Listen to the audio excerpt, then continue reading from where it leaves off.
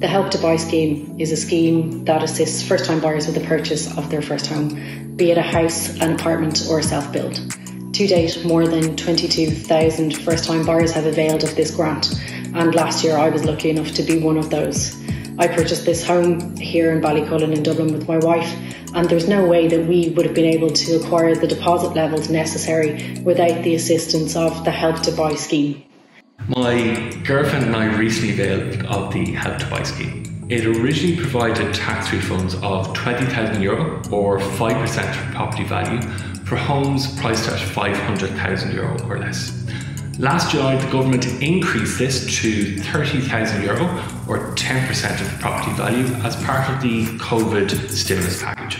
I don't understand how Sinn Féin, or any party for that matter, could have voted against the Help to Buy scheme. It is a scheme that empowers young people, individuals, couples to purchase their first home, to get out of their parents' bedrooms, to get into their first homes and out of the rental market.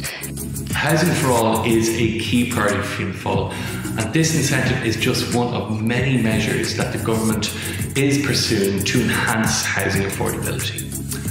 Many of you know people who have availed the scheme. If you want to find out more information, please go to revenue.ie. Ganari live.